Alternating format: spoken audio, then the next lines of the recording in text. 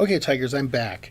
And this one is going to be kind of short, and I'm going to tell you right up from the top. Some of you already know this information because this concept translates across several classes that I teach. So you may have already heard this, and if that's the case, feel free to skip the lecture because you're already familiar with the concept of personal worlds. It's more a philosophical concept than anything else, and so just going to go through this now, so that because it's one of those things that's sort of like fundamental to understanding how people interact with falsehoods, and there's actually a bunch of stuff right now in my reading pile.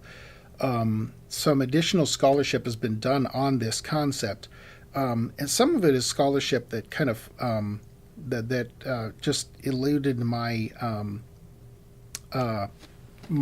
notice until fairly recently. But and I think it's Carey, the scholar of media, who came up with this dichotomy between informational media and world building media. The difference between the two, and this is a little bit of a polemical take, but the difference between the two is that informational media is like, here's some information that I want to convey to you. I'm transmitting information to you. World building media, which he has another name for, and I can't remember what it was. It was like belief media or something like that. I am helping contribute the canon for the world we share. I am contributing the ground rules for the RPG in which we are playing, that we are substituting for the world. That's really right down the line of what personal worlds are, or internal worlds, as you can call them. Because what this is, what we're really talking about is the dichotomy between what the world is, which is at some level, if you want to drill down far enough and be enough of an egghead, unknowable, and the world as you have recreated it in your mind so that you can understand it. And so let me just back up a little bit, and I'm going to go through this. And then perhaps you'll understand more what I'm ranting about. The concept of personal worlds. Here's the idea, the basic idea. Your consciousness, your self, your soul, your mind, whatever you'd like to call it, is completely isolated from the world. If you think about it, it's encased in the protective covering of your skull. Assuming that you believe the seat of consciousness resides in the brain tissue, maybe it resides somewhere else. Anyway, it doesn't touch the world. It's protected from the world. And when you say you've seen something, like a mailbox or whatever, that means that your eyes have seen it and forwarded detailed information to your brain. And your brain has then created a mental replica thereof. It is this replica that you see, not the mailbox. Now, of course, the entire movie, The Matrix, was based on this concept. The idea that the brains had been hijacked, if you will, and were no longer receiving information from outside. They were receiving synthetic information that made them believe that there was occupation or there was something going on, right? So what you mean when you say you've seen a mailbox is that your eyes have seen it, forwarded detailed information to your brain, and your brain has created a mental replica of it. The key insight here is the world you know as the real world is not the real world. It's the detailed copy of the real world that you keep inside your mind. That's what I call your personal world. And your mind syncs it up with the real world in real time with every sound you hear and everything you see. When your eyes see a table or a desk, they instantly feed the information about it back to your mind. Your mind then places a copy of the desk or the table in your personal world in the exact same spot relative to its surroundings as the table occupies in the real world. It's a certified copy is what it is. So when you touch the table, your senses confirm that your mind has positioned it in the right place in space in your personal world, and you know with 100% certainty, or close to it, that the table really exists. Your personal world is in perfect sync with the outside real world. Now, suppose you reach down to grab a spoon off the table, and it wasn't there. Your hand passed through the surface of the spoon. How would that make you feel? Your eyes are telling you there's a spoon. Now your touch says there's no spoon. Are both of your senses wrong? Is there nothing? Now, I mean, I don't know if you've ever had this happen to you. This is a clip from this is supposed to be a funny video, but these two guys totally set this up, right? This guy was supposedly was kicking the chair out from under the guy whose feet are on the skateboard so that he would fall down, and instead the chair broke and the guy fell on his butt. But if you've ever had the experience of someone pulling a chair out from under you just as you were sitting down in it, remember that feeling just as you started to fall through the chair?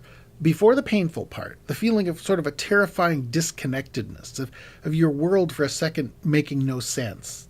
That's how you'd feel. But then you'd realize the spoon was really an illusion or something, and a flood of relief would wash over you because it turns out you understand the world after all. Okay, every single one of us has a personal world that is as closely synced up with the real world as it can be. Of course, our personal worlds include only the parts of it that we've explored. Vast parts of it exist only as skeletal outlines or abstract concepts, or, gosh, there's something called Japan, far away on the other side of the world, and there's a place called Korea that's close by there, and I've never been to either of those places, but I've seen pictures and cool cultural artifacts from there, and then there's this huge country called China in the middle between them, and there's more stuff from there, and these are all skeletal outlines of experience for someone who hasn't been to any of those countries, waiting to be filled with our experiences as we move through life if we ever get a chance to travel there. Sometimes your personal world is used to test drive a tough decision. Right? You know what an analog computer is, right? Here's an example of one now. This machine is designed to tell you how to aim a 16-inch deck cannon on a battleship to hit a target 10 miles away. To do that, the apparatus inside the machine performs a simulation of the conditions outside. It shoots the electrical equivalent of a 16-inch shell at a certain elevation and observes how the virtual shell behaves as it flies through virtual space and crashes into a virtual target and virtually blows up. All of these different things are sort of analogized by different inputs into that electrical signal, like the ways that it's attenuated or rerouted or whatever. That follow similar patterns to what's happening in the real world. And that's the analog computer. It tells you what elevation to set your gun barrel at and stuff like that, and then you can repeat the process in the real world. That's what your personal world does for you when you think through the consequences of a decision. When you do that, you're running hypotheticals through your personal world and letting it simulate an outcome. The analog computer that we were talking about for the battleship guns has to account for gravity and wind direction and weather and how fast your battleship is moving in order to make a good decision. If it forgets one of those factors, it makes a bad decision. Categorically, it is not possible for it to make a good decision when it thinks it's factoring in all the factors and it's only factoring in 5 out of 6, because that sixth factor is almost certainly not 0, so it's going to screw everything up. Of course, our decisions are much more complicated, so it's easier to forget something, but the same thing happens when you make a bad decision. Our personal worlds are as much like the real world as we let them be. The laws of physics work the same. Money that we spend in the real world disappears from our wallets at the same rate in both, but the key insight here is that your personal world is a dynamic model of the real world, unconstrained by time or space. You can run stuff forward and backward through it. You can operate in dimensional differences. If you get all of the elements to put into it to make your simulation, you're fine. If you forget one of the elements, you won't be aware you've forgotten that element, and you will have 100% confidence that you've got it figured out, and you'll be wrong. So, but another thing that needs to be considered here, that we need to keep in mind here as well, and that is this: let's say if you've watched the movie Minority Report, your personal world includes a virtual world scenario in which people get arrested based on the crimes that they're about to commit. When people talk about predictive policing, arresting somebody because they tweeted something scary, or can run we can run their story through our Minority Report world and see if we should be worried or not. So now we're getting to the bullshit part. Let's say you run a company that makes predictive policing software for the National Security Agency, the NSA. And your new software secretly piggybacks onto Cloud. Remember, Cloud has been shut down. It never meant anything in the first place, but let's pretend that it did, and let's pretend that it still exists and is just kind of secret.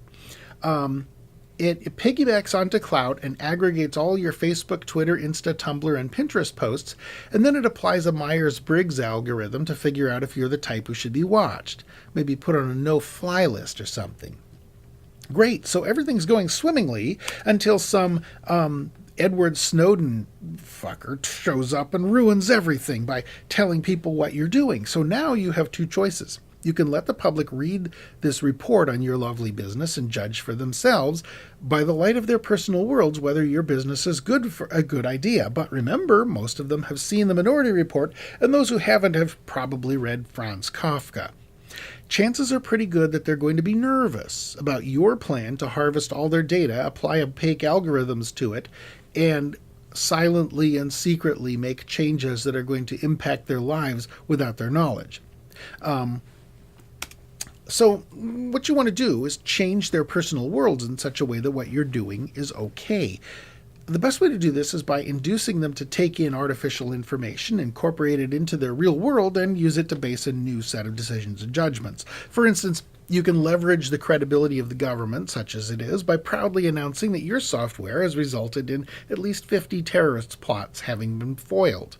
Or you can attack, the whistleblowers, an untrustworthy liar who's making it all up. You get the idea. Of course, it becomes a problem when yesterday's leak response plays right into the hands of today's new leak. Speaking of Edward Snowden, that's mostly died down now, but if you haven't yet watched the John Oliver video with the interview with Edward Snowden, you ought to check it out. It's getting a little old now. It's been a few days, but John Oliver's whole question for Snowden was whether or not the government could get access to pictures of you naked. I believe his exact words were, "Can the NSA see my dick?" And I think the expression on his face here will supply the short answer to that question. Another example, slightly less Machiavellian one, supply-side economics. The concept that reducing tax rates puts more money in the hands of people who will spend it, thereby stimulating the economy and thereby increasing overall tax revenue. So instead of getting 10% of a $10 trillion pie, you get 8% of a $20 trillion pie, a bigger number, and everybody wins. Okay, so does that work? Well, yes. Look, see, in this example, it works great. Old system, tax rate at 100%, so the tax base is $0 because nobody will work for free, so you have no tax receipts. Under the new system, we cut taxes to 95%, and the tax rate base goes up from 0 to something because somebody will work for 5%, and you have taxable receipts of $95. Yay! Supply-side economics works. But no, it doesn't work, does it? Because if the old system's tax rate is 5%, your tax base is $500 zillion and your tax receipts are 25 zillion, we have the same tax cut from 5% to 0%. Now we're no money coming in. So really it depends on what you're cutting from and to, right? It's not an article of faith. In the real world, either it will work or it won't work depending on how heavy taxes are now. But the real world is too complicated to model. So we depend on heuristics, general rules of thumb that help us reach the right conclusion. Heuristics like, generally speaking, giving people more money stimulates the economy. So in our personal worlds, those heuristics are like gravity, natural laws. So when we model supply-side economics in analog computer mode, they substitute for a whole slew of things in the real world that we don't understand. Well, the result is usually good, but sometimes it's pretty dodgy. But we believe in our models because they work for us. They resolve problems in our virtual worlds. And when we get in an argument with Uncle Phil at Thanksgiving, the argument is over whose heuristics models reality better. Right? This is something first identified by Daniel Kahneman. It's called attribute substitution. We'll be digging considerably more into heuristics and the work of Daniel Kahneman in week 8. The interesting thing about heuristics is they work best in an uncaring environment.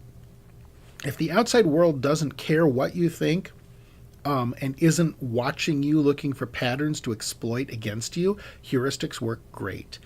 But if the outside world is trying to figure out weaknesses, heuristics become a system that can be exploited because you react in predictable ways, and they can feed bullshit into it. But that's all for week 8. We'll be talking about that in a couple of weeks. Plenty of time for that then. Back to our discussion of personal worlds. Motivation, confirmation bias. This is Tom Perkins. He's a venture capitalist. He, some time ago, compared mainstream Americans' attitude toward the extremely wealthy to the Nazis' hostility to the Jews. Your decision to adopt a heuristic can be influenced heavily by what you want to be true. And I guess he wanted that to be true because, of course, he felt victim-y. So if you paid $10,000 a year in taxes and a tax cut would drop it to $5,000, you'd probably really want to see the value in the supply-side economics works model. You might find yourself subconsciously downplaying the objections to it or comparing those who disagree with you to Nazis.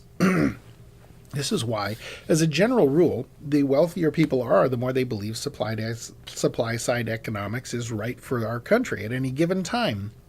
In its most extreme form, this natural dog-in-the-fight bias results in people actually fooling themselves. I don't know why I use this screenshot here. But that leads to another question, which is, what if you knew with all your heart that supply-side economics worked? That your personal model is the right model, that those who oppose you are either short-sighted or malicious, well-meaning though they may be, the people who oppose tax cuts are trying to damn the country to slower economic growth. Wouldn't there be a certain utilitarian temptation to fake up some quote-unquote evidence that would convince them to draw the correct conclusion? You'd be fooling them, sure, but you'd also be helping them, since they clearly lack your mental acuity and need things spelled out more. Right? That sort of thing happens all the time. In fact, it's a key justification for spin in a political context. I mentioned fooling yourself. The fact is, for a substantial number of people, the easiest person in the world to fool is yourself. You can abstract one of those elements from your battleship, gun shell equation, convince yourself that you haven't abstracted anything, and you can kind of guide where that shell is going to land in your personal world, and how change how easy it is to connect. You can't imagine that brick wall is gone and walk right through it like you could in the Matrix, because your personal world does match up with a real physical one, but other things that aren't so concrete are a lot easier to manipulate in your personal world, and you won't feel any ramifications from getting them wrong, but you'll make decisions that will lead to bad things for yourself and others. That person at the check stand in front of you using an Oregon Trail card to pay for toast, juice, milk, and yummy Cheerios, and buying a pack of cigarettes with the cash. You're perfectly free to change that person's representation in your personal world into a grasping, moochy, entitled loser taking advantage of your tax money. Oddly enough, that appears to be exactly what the artist who drew this cartoon has done. You won't hit a brick wall when you do that, at least not unless you accidentally end up talking to that person and learn the real story of why and how he or she got hooked on cigarettes and ended up on food stamps. As long as your personal world archive remains unchallenged, or narrative rather, remains unchallenged, you can vote to teach that person a powerful lesson next November and never have to know what you're actually doing. So there are politicians who have gotten very entrepreneurial about this, about convincing people that they can change their personal world and giving them reinforcement for a personal world shift that will move them in a direction that will redirect resources to the friends and associates of the politician. And that really is where spin is in the modern world, because it's never spin for the sake of it. There's always an end game. There's always money somewhere. WTF, right? Where's the filthy lucre? One other thing, before I move off of this, notice the spin put on this cartoon, and notice I'm going to call it soft racism, but I don't know how soft it is. The welfare queen here, and certainly soft sexism, although again, probably not very soft. The welfare queen showing buying stuff with a food stamp is overweight, loaded with jewelry, and noticeably ethnic looking, like she's light-skinned African American or Latina. And yeah, For those of you who are like, yeah, that cartoon's okay, it's just not offensive enough. I got one. I got it for you here. You want offensive? It isn't. Literally, the guy drew flies flying around her. Uh, um, also, if you do engage the welfare smoker in conversation and learn his or her story, it's easy to keep your personal world narrative intact. You just tell yourself they're lying. Who's going to force you to think otherwise? There's no brick wall. If you believe strongly enough in the story of the welfare chiseler, no amount of quote unquote evidence is going to overcome that. But that's a dangerous place to go. The power of a true believer is a fearsome thing, as anyone who's ever dealt with a genuine religious extremist can attest. This, of course, is Jonestown. That bucket is full of Kool-Aid. If that person is convinced of the rightness of his or her personal world, the only real limits on their conduct are fear of consequences and personal audacity. Throw in a little bit of groupthink, and you get justification for almost gang behavior, where you try to impose your worldview on the rest of the world, fighting for your vision of the world against people who are fighting for theirs. It's not a good place to go. But it's a very important dynamic to understand in this modern era of media. That's all I've got for you, except that that's kind of a sour note to leave you on. So I'm going to give you Stuart Smalley here to, to talk us out. I do want to mention, though, this all starts with the act of self-deception. And spotting that act requires you to understand that anytime someone spins a line of bullshit for a greater cause, they're trying to bring the world into sync with their personal world. If you have some insight into that personal world, you can often spot the deception instantly. And I want to clarify, too. I made kind of a big deal of the difference between altruistic and selfish bullshitters, but this is kind of where the two come together. They almost become one, because they even selfish bullshitters have a justification for what they're doing usually. There are exceptions kind of here and there, but they're still trying to, the old phrase, do well by doing good. They're trying to do good by doing bad. and so looking for that fanaticism. A true fanatic will always bullshit you, will always cheat. If he or she thinks, a true fanatic, if he or she thinks that he or she, I'm going to say they, can advance their agenda by fooling you, they will in a heartbeat, because the good of the many, the good of the whole world is more important than the good of you. And a desire to help the world is more important than respecting your boundaries as an individual. And that's just the way fanatics are. So if you're dealing with fanatics, keep that in mind. That's all I've got for you today. So have a great weekend, and I'll see you guys bright and early, but not too early. Actually, we meet at 4 o'clock in the afternoon, so scratch that. I'll see you guys on Monday. Thanks for watching. Tip your waiters and waitresses. Thank you very much, ladies and gentlemen. Thank you. Okay, good night.